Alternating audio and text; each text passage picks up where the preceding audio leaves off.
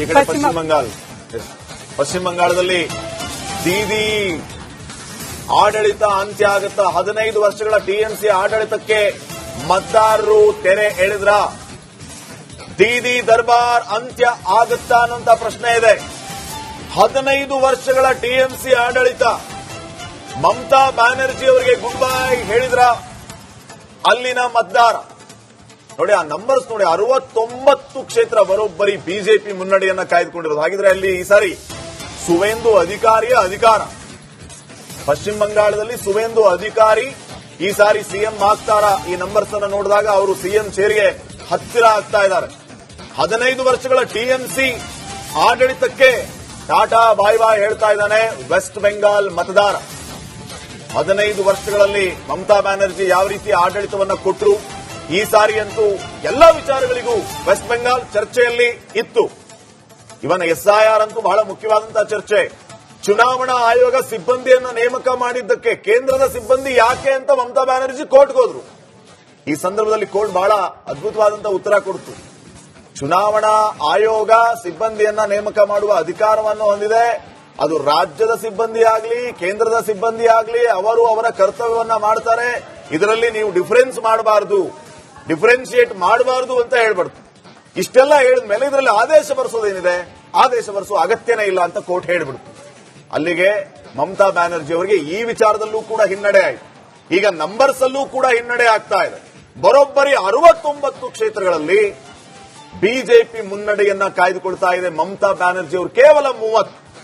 ನೋಡಿ, ಡಿಎಂಕೆ 20 ಆಯಿತು, ಎಐಎಡಿಎಂಕೆ 25, ಟಿವಿಕೆ 27. ಇದು ಭಾರಿ ಆಶ್ಚರ್ಯ ಅನ್ನಿಸ್ತಾ ಇದೆ ತಮಿಳುನಾಡಿನ ಫಲಿತಾಂಶ. ಎಐಎಡಿಎಂಕೆ ಕೂಡ ಈಗ ಡಿಎಂಕೆನ ಹಿಂದಿಕ್ಕಿದೆ. ಟಿವಿಕೆ ಮೊದಲ ಸ್ಥಾನದಲ್ಲಿ, ಎಐಎಡಿಎಂಕೆ 2ನೇ ಸ್ಥಾನದಲ್ಲಿ, ಆಡಳಿತಾರೂಢ ಡಿಎಂಕೆ 3ನೇ ಸ್ಥಾನಕ್ಕೆ. ಡಿಎಂಕೆ ಬಹುಶಃ ಇದನ್ನು ನಿರೀಕ್ಷೆ ಮಾಡಲಿಕ್ಕಿಲ್ಲ. ಟಿವಿಕೆ ಜೊತೆ ಪೈಪೋಟಿ ಕೊಡ್ತಾ ಇದ್ದಂತಹ ಡಿಎಂಕೆ ಈಗ ಎಐಎಡಿಎಂಕೆಗಿಂತ ಕೆಳಗೆ ಬಂತು. ಹಾಗಿದ್ರೆ ಸ್ಟಾಲಿನ್ ಈ ಸಾರಿ ಎಲ್ಲಿ ಎಡವಿದ್ರು ಅನ್ನುವಂತ ಪ್ರಶ್ನೆ ಮೂಡ್ತಾ ಇದೆ. ಟಿವಿಕೆ 27, ಎಐಎಡಿಎಂಕೆ 26 ಆಯ್ತು, ಡಿಎಂಕೆ 20. ಹಾಗಿದ್ರೆ ಎಐಎಡಿಎಂಕೆ ಮತ್ತು ಟಿವಿಕೆ ಸೇರಿಕೊಂಡು ಅಲ್ಲಿ ಅಧಿಕಾರಕ್ಕೆ ಬರ್ತಾರಾ ಅಥವಾ ಸ್ವತಂತ್ರವಾಗಿ ಟಿವಿಕೆ ಅಲ್ಲಿ ಅಧಿಕಾರಕ್ಕೆ ಬರುತ್ತಾ? ತಳಬಜಿ ವಿಜಯ್ ಅವರು ಮುಖ್ಯಮಂತ್ರಿ ಆಗ್ತಾರಾ ಅನ್ನುವಂತ ಪ್ರಶ್ನೆ ಇದೆ. ಬಾಗಲಕೋಟೆ ಕ್ಷೇತ್ರಕ್ಕೆ ಉಮೇಶ್ ಮೇಟಿ ಅವರು ಆಯ್ಕೆ ಆಗ್ತಾರಾ? ತಂದೆಯವರ ಕ್ಷೇತ್ರವನ್ನು ತಮ್ಮದಾಗಿಸಿಕೊಳ್ತಾರಾ? ಸದ್ಯಕ್ಕೆ ಸಂಭ್ರಮಾಚರಣೆ ಕೂಡ ಪ್ರಾರಂಭ ಆಗ್ಬಿಟ್ಟಿದೆ.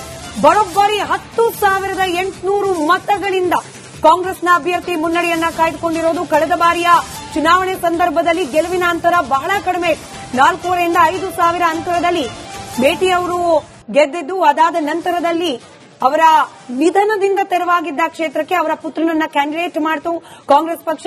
ಇದೀಗ 10,800 ಮತಗಳಿಂದ ಮುನ್ನಡೆಯನ್ನ ಕಾಯ್ದುಕೊಂಡಿದ್ದಾರೆ ಕಾಂಗ್ರೆಸ್ನ ಅಭ್ಯರ್ಥಿ ಮೇಟಿ ಅವರು. ಸಂಭ್ರಮಾಚರಣೆಯ ದೃಶ್ಯಗಳನ್ನ ನಾವು ಆಲ್ರೆಡಿ ತೋರಿಸ್ತಾ ಇದ್ವಿ ಸ್ಕ್ರೀನ್ ಮೇಲೆ. ಸದ್ಯಕ್ಕೆ ಕ್ವಿಕ್ ಅಪ್ಡೇಟ್ಸ್ ಅನ್ನ ಗಮನಿಸ್ತಾ ಹೋಗೋಣ. ಕೇರಳದಲ್ಲಿ ಎಲ್ಡಿಎಫ್ ಸರ್ಕಾರ ಹೋಗಿ ಯುಡಿಎಫ್ ಸರ್ಕಾರ ಬರೋ ರೀತಿಯಲ್ಲಿ ಚಿತ್ರಣಗಳು ಕಂಡು ಬರ್ತಾ ಇದೆ. ತಮಿಳುನಾಡಿನಲ್ಲಿ ಟಿವಿಕೆ ಹಾಗೆ ಎಐಎಡಿಎಂಕೆ ಭರ್ಜರಿ ಪೈಪೋಟಿ 26-27. ಡಿಎಂಕೆ ಸ್ವಲ್ಪ ಹಿನ್ನಡೆಯಲ್ಲಿದೆ, 20 ಕ್ಷೇತ್ರಗಳಲ್ಲಿ ಮುನ್ನಡೆಯನ್ನ ಕಾಯ್ದುಕೊಂಡಿರೋದು. ಸಿಟ್ಟಿಂಗ್ ಗವರ್ಮೆಂಟ್ ಇರೋದು ಡಿಎಂಕೆಯದ್ದು. ಅಲ್ಲಿ ಕೇರಳದ ನಂಬರ್ಸ್ ಅನ್ನ ಕೂಡ ಗಮನಿಸ್ತಾ ಇದ್ದೀರಿ. ಯುಡಿಎಫ್ 67 ಕ್ಷೇತ್ರಗಳಲ್ಲಿ ಮುನ್ನಡೆಯನ್ನ ಕಾಯ್ದುಕೊಂಡಿದೆ. ಪುದುಚೇರಿಯಲ್ಲಿ ಎನ್ಡಿಎ 5 ಕ್ಷೇತ್ರಗಳಲ್ಲಿ ಮುನ್ನಡೆಯನ್ನ ಕಾಯ್ದುಕೊಂಡಿದ್ರೆ, ಇತ್ತ ಪಶ್ಚಿಮ ಬಂಗಾಳದಲ್ಲಿ ಇತಿಹಾಸ ರಚನೆಯಾಗುವ ಸಾಧ್ಯತೆಗಳು ಕಂಡು ಬರ್ತಾ ಇದೆ. ಈ ಕಡೆ ದಾವಣಗೆರೆ ವಿಚಾರಕ್ಕೆ ಬಂದ್ರೆ 2,777 ಮತಗಳಿಂದ ಬಿಜೆಪಿಯಲ್ಲಿ ಈಗ ಮುನ್ನಡೆಯನ್ನ ಕಾಯ್ದುಕೊಳ್ತಾ ಇದೆ. ಶ್ರೀನಿವಾಸ ದಾಸಕರಿಯಪ್ಪ ಅವರು ಬರೋಬ್ಬರಿ 2,777 ಮತಗಳ ಮುನ್ನಡೆಯಲ್ಲಿದ್ದಾರೆ. 2,777 ಮತಗಳ ಅಂತರ ನಾನು ಹೇಳ್ತಾ ಇರೋದು ಮುನ್ನಡೆ. ಶ್ರೀನಿವಾಸ ದಾಸಕರಿಯಪ್ಪ ಅಲ್ಲಿ ಈ ಸಾರಿ ಮ್ಯಾಜಿಕ್ ಮಾಡ್ತಾರ? ಸಮರ್ಥ ಶಾಮನೂರ್ ಅವರನ್ನ ಹಿಂದಿಕ್ಕಿ ಬರೋಬ್ಬರಿ 2,777 ಮತಗಳ ಮುನ್ನಡೆಯನ್ನ ಶ್ರೀನಿವಾಸ್ ಗಳಿಸಿದ್ದಾರೆ.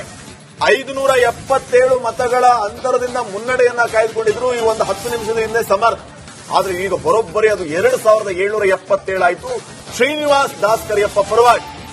ಬಿಜೆಪಿ ಅಭ್ಯರ್ಥಿಗೆ ಅಲ್ಲಿ ಮುನ್ನಡೆ. ಬಾಗಲಕೋಟೆಯಲ್ಲಿ ಕಾಂಗ್ರೆಸ್ ಅಭ್ಯರ್ಥಿಗೆ ಮುನ್ನಡೆ, ದಾವಣಗೆರೆಯಲ್ಲಿ ಬಿಜೆಪಿಗೆ ಮುನ್ನಡೆ. ದಾವಣಗೆರೆಯಲ್ಲಿ ಬಿಜೆಪಿ ಏನಾದರೂ ಗೆದ್ರೆ ಕಾಂಗ್ರೆಸ್ನಲ್ಲಿ ಇರುವಂತಹ ಆಂತರಿಕ ಸಂಘರ್ಷ ಮುನ್ನೆಲೆಗೆ ಬರೋದ್ರಲ್ಲಿ ಯಾವುದೇ ರೀತಿಯ ಡೌಟ್ ಇಲ್ಲ. ಮಿತ್ರ ರಂಗನಾಥ್ ಅವರಿಗೆ ಹಾಗೆ ಪ್ಯಾನಲಿಸ್ಟ್ ಅವರಿಗೆ ಕೂಡ ನಮಸ್ಕಾರ. ನಾನು ಪಶ್ಚಿಮ ಬಂಗಾಳದಲ್ಲಿ ಸುಮಾರು 15 ದಿವಸಗಳ ಕಾಲ ಪ್ರವಾಸ ಮಾಡಿದ್ದೆ.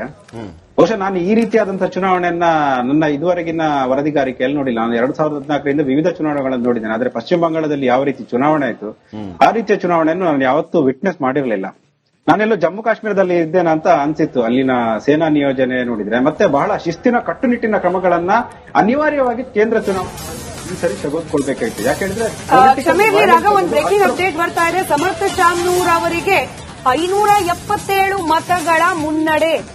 ದಾವಣಗೆರೆಯಲ್ಲಿ ಇಷ್ಟೊತ್ತಿನವರೆಗೆ ಟ್ರೆಂಡ್ ಬೇರೆ ಇತ್ತು. ಬಿಜೆಪಿಯ ಶ್ರೀನಿವಾಸ್ ದಾಸ್ಕರಿಯಪ್ಪ ಅವರು ಮುನ್ನಡೆಯಲ್ಲಿದ್ರು. ಇದೀಗ 577 ಮತಗಳ ಮುನ್ನಡೆಯನ್ನ ಸಮರ್ಥ ಶಾಮನೂರ್ ಅವರು ಪಡ್ಕೊಂಡಿದ್ದಾರೆ. ಕ್ವಿಕ್ ರಿಯಾಕ್ಷನ್ ಕಾಂಗ್ರೆಸ್ ವಕ್ತಾರರಿಂದ. ಬಹಳ ಪ್ರತಿಷ್ಠೆಯ ಕಣ ಸರ್ ದಾವಣಗೆರೆ. ನಮ್ಗೆ ಎಲ್ಲಾ ಚುನಾವಣೆನೂ ನಾವು ಅಷ್ಟೇ ಎಫರ್ಟ್ ಹಾಕ್ತಿವಿ. ಎಲ್ಲಾ ಚುನಾವಣೆನೂ ನಾವು ಗೆಲ್ಬೇಕು ಅಂತಾನೆ ಮಾಡೋದು. ದಾವಣಗೆರೆ ಬೇರೆ ಅಲ್ಲ, ಬಾಗಲಕೋಟೆ ಬೇರೆ ಅಲ್ಲ, ಅಥವಾ ಬೇರೆ ಎಲ್ಲ, ಇಟ್ಸ್ ಆಲ್ ದಿ ಸೇಮ್. ನಮಗೆ we have put in a lot of efforts. ನೋಡೋಣ, ಈಗ ಒಂದು ಸಣ್ಣ ಅಂತರದಲ್ಲಿ ಮುಂದಿದ್ದಾರೆ.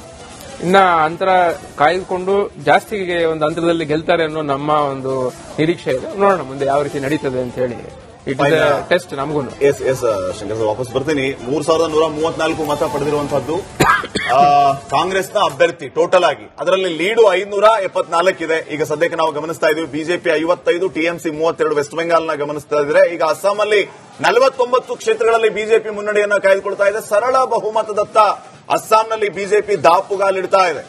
ಇನ್ನು ಡಿಎಂಕೆ ಟಿವಿಕೆ ಪೈಪೋಟಿ ನೋಡಿ. 14 ಕ್ಷೇತ್ರಗಳಲ್ಲಿ ಟಿವಿಕೆ, 17 ಕ್ಷೇತ್ರಗಳಲ್ಲಿ ಡಿಎಂಕೆ ಮುನ್ನಡೆಯನ್ನ ಕಾಯ್ದುಕೊಳ್ಳೋದನ್ನ ನಾವು ಗಮನಿಸ್ತಾ ಇದ್ದೀವಿ. ಯುಡಿಎಫ್ 37 ಕ್ಷೇತ್ರ, ಎಲ್ಡಿಎಫ್ 18 ಕ್ಷೇತ್ರಗಳಲ್ಲಿ ಮುನ್ನಡೆಯನ್ನ ಕಾಯ್ದುಕೊಳ್ಳೋದನ್ನ ನಾವು ಗಮನಿಸ್ತಾ ಇದ್ದೀವಿ. ಆದ್ರೆ ಎನ್ಡಿಎ ಅಲ್ಲಿ ಯಾವುದೇ ರೀತಿಯ ಕಮಾಲ್ ಮಾಡ್ತಾ ಇಲ್ಲ. ಕೇವಲ 1 ಕ್ಷೇತ್ರದಲ್ಲಿ ಮಾತ್ರ ಮುನ್ನಡೆಯನ್ನ ಕಾಯ್ದುಕೊಳ್ತಾ ಇದೆ. ಬಹುಶಃ ರವಿಕುಮಾರ್ ಅವರ ಸ್ಥಳೀಯ ಸಂಸ್ಥೆ ಚುನಾವಣೆಯಲ್ಲಿ ಯಾವ ರೀತಿ ಬಿಜೆಪಿಯಲ್ಲಿ ಕಮಾಲ್ ಮಾಡ್ತೋ ಅದು ಅಸೆಂಬ್ಲಿ ಎಲೆಕ್ಷನ್ಗೆ ಡೈವರ್ಟ್ ಆಗ್ಲಿಲ್ವಾ? ಏನಾಗ್ತಾ ಇದೆ? ಕೇರಳ ನೀವು ಯಾವ ರೀತಿ ನೋಡ್ತೀರಿ? ನೋಡಿ, ಕೇರಳದಲ್ಲಿ ನಮ್ದು ಏನೇ ಅಕೌಂಟ್ ಓಪನ್ ಆದ್ರೂ ಕೂಡ ಅದು ನಮಗೆ ಪ್ಲಸ್.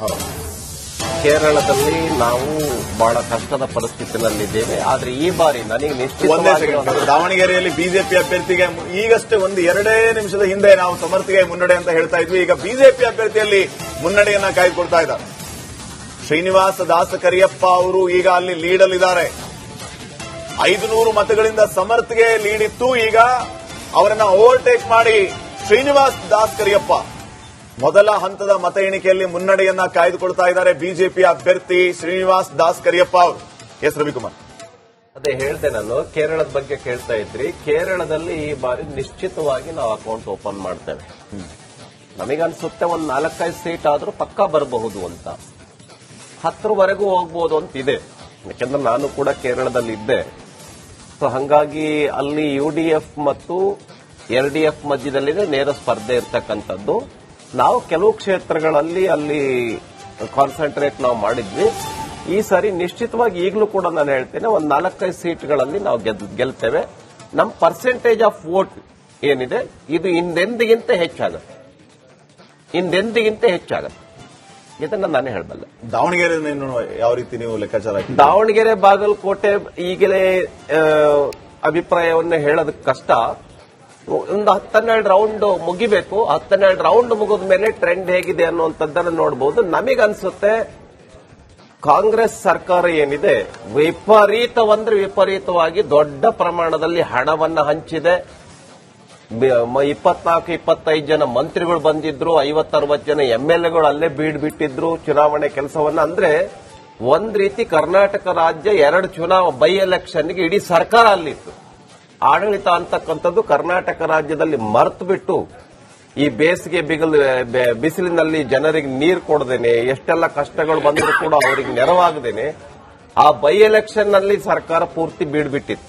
ಹಾಗಾಗಿ ಏನೇ ರಿಸಲ್ಟ್ ಬರಬಹುದು ನೋಡೋಣ, ಕಾಯೋಣ ಅಂತ ಹೇಳಿ ಈ ಸಂದರ್ಭದಲ್ಲಿ ನಾನು ಹೇಳೋದಕ್ಕೆ ಬಯಸ್ತೀನಿ. ಅಲ್ಲ, ಈಗ 25ರಿಂದ 30 ಮಿನಿಸ್ಟರ್ಗಳು ದಾವಣಗೆರೆಯಲ್ಲಾಗ್ಲಿ ಅಥವಾ ಬಾಗಲಕೋಟೆಯಲ್ಲಿ ಬೀಡು ಬಿಟ್ಟು ಪ್ರಚಾರ ಮಾಡ್ತಾರೆ ಅಂತಂದ್ರೆ ಈಗ ನೀವೇ ಹೇಳ್ತಾ ಇದ್ದೀರಿ ಬೇಸತ್ತು ಬೇಸತ್ತು ಹೋಗಿದ್ದಾರೆ ಜನ, ಹೀಗಾಗಿ ಸರಿ ಬಿಜೆಪಿಯನ್ನ ಬೆಂಬಲಿಸ್ತಾರೆ. ಆದ್ರೆ ನೀವು ಹೇಳಿದ ಪ್ರಕಾರ ಎಷ್ಟೇ ಜನ ಬಂದರೂ ಕೂಡ ಮತದಾರರು ಈಗ ಏನು ನಿರ್ಧಾರ ಮಾಡಿಬಿಟ್ಟಿರ್ತಾರೆ ಯಾರನ್ನು ಗೆಲ್ಲಿಸಬೇಕು ಅಂತ ಹೇಳಿ. ಸೊ ನೀವು ಹೇಗೆ ಹೇಳ್ತೀರಿ 30 ಜನ ಮಂತ್ರಿಗಳು ಬಂದ್ರು ಅದಕ್ಕಾಗಿ ಚೇಂಜ್ ಆಗ್ಬಿಡ್ತು ಅಂತ ಹೇಳಿ? ನಾನು ಹೇಳ್ತೇನೆ, ಈಗ ಬಾಗಲಕೋಟೆಯನ್ನ ನೋಡಿದ್ರೆ ಅಂದ್ರೆ ಅವರು ಸ್ವಲ್ಪ ಇಷ್ಟು